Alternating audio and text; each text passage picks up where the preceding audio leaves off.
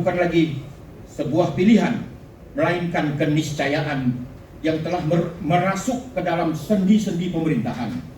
Digitalisasi administrasi pemerintahan membawa efisiensi, namun di sisi lain melahirkan tantangan hukum yang kompleks. Bagaimana kita memastikan penegakan hukum administrasi tetap adil, transparan, dan akuntabel ketika keputusan-keputusan pemerintah makin banyak dilakukan melalui sistem algoritma dan data elektronik. Oleh karena itu, forum ini menjadi sangat krusial. Universitas Jayabaya berkomitmen untuk terus menjadi wadah diskursus intelektual yang tidak hanya mengkaji hukum dari kacamata nasional, tetapi juga mempromosikan perspektif perbandingan hukum dan transnasional, comparative and transnational legal perspective. Saya berharap konferensi hari ini dapat melahirkan pemikiran-pemikiran jernih dan solusi konstruktif yang membangun hukum di Indonesia dan di dunia internasional. Terima kasih secara khusus saya sampaikan kepada Bapak Menteri, tentunya Bapak Dr. Suparman, Dr. Supratman, dan khususnya kami tujukan kepada rekan sejawat kami, Pak Edi. Saya selalu panggil Pak Edi karena kami sekarang masih bersama-sama mewadahi RAI di Dewan Pakar, gitu ya. Terima kasih Pak Edi sekali lagi atas kesediaannya berbagai wawasan berharga bersama kami di tengah kesibukan mereka. Akhir kata, dengan mengucapkan Bismillahirrahmanirrahim, acara International Law Conference ini tadi telah dibuka secara baik. Mudah-mudahan selanjutnya acara ini berjalan sebagaimana yang kita harapkan. Selamat berkonferensi, semoga acara ini berjalan lancar, lincir, dan luncur sehingga memberikan manfaat yang luas bagi kemajuan ilmu. Menutup acara ini, saya ingin merujuk satu pantun lagi.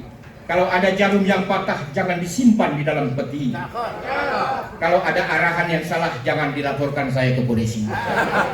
Wassalamualaikum warahmatullahi wabarakatuh. Dan kenapa melibatkan berbagai macam dosen atau pengajar dari luar negeri? Ini kan tahun 2026 ya. Jadi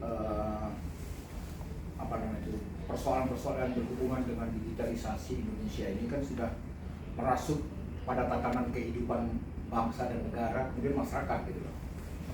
Namun di sisi lain banyak persoalan-persoalan yang dilahirkan, khususnya sebagaimana yang kita seminarkan pada hari ini. Sebetulnya inti persoalannya adalah bagaimana Jayabaya memberikan sebuah sikap terhadap berbagai macam kekosongan hukum yang dikaitkan dengan administrasi kenegaraan gitu ya, supaya hukum itu memang tetap menjadi sebuah peranan, tidak nuansa kosong yang akan diisi oleh berbagai macam diskresi yang dilakukan tanpa arah dan hanya merupakan interpretasi subjektif saja, sehingga itu tidak memberikan kepuasan kepada masyarakat.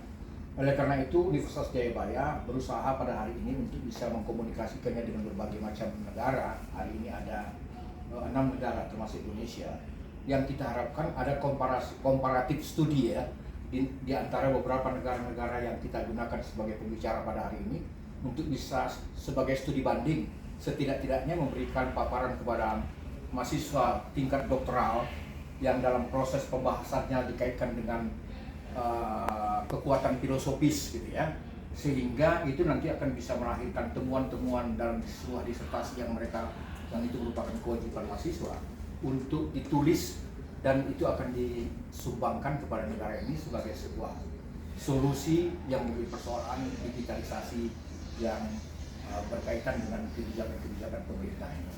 Seperti apa kebijakan yang Prof akan Prof angkat, atau secara regulasi pemerintah yang saat ini belum ada faktanya, belum ada realisasinya. Ini bagaimana Prof menanggapi hal seperti ini dengan kerjasama dengan pihak luar? Bukan realisasi, kalau realisasinya masih tetap saja ada, tapi kadang-kadang digunakan sebuah diskresi yang tafsirnya adalah interpretasinya sangat negatif gitu ya.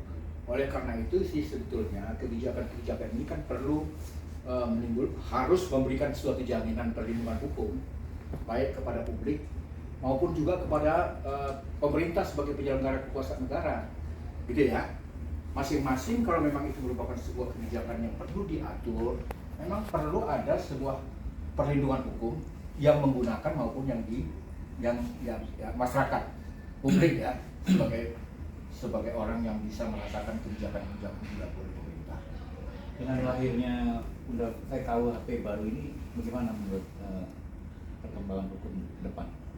Kita berharap besar kepada politik hukum yang dilakukan saat sekarang ini, karena KUHP yang baru ini walaupun memang belum uji cobanya masih belum dilakukan, kan itu masih berjalan. Kita berharap ada solusi ya untuk bisa menyelesaikan beberapa macam persoalan-persoalan yang diresahkan ini. Namun kekuatan KUHP ini kan karena belum masih berjalan, KUHP yang belum masih berjalan ini, itu kan perlu ada pengisian-pengisian, ya.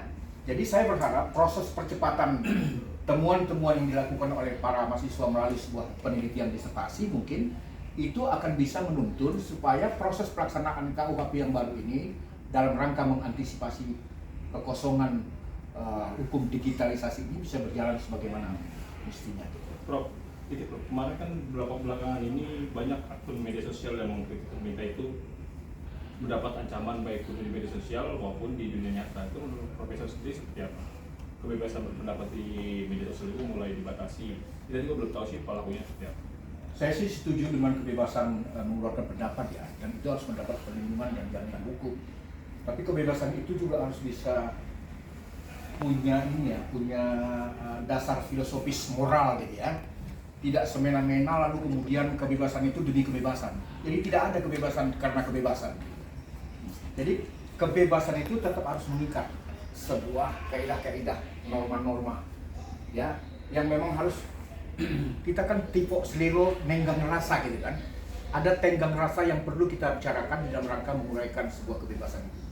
Jadi nggak bisa kita melakukan sebuah kebebasan untuk kebebasan, karena ada sekat, ada batasan-batasan yang mesti kita berikan kehormatan secara bersama, apakah itu melalui penyelenggara negara, publik dan khususnya. Jadi saya kira secara filosofi saya tidak setuju kalau adanya kebebasan yang sangat bebas. Kebebasan itu mengikat semua kaidah-kaidah.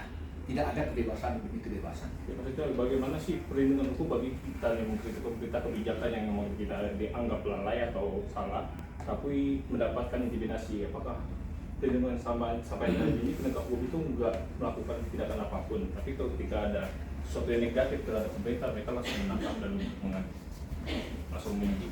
Seperti apa, Prof?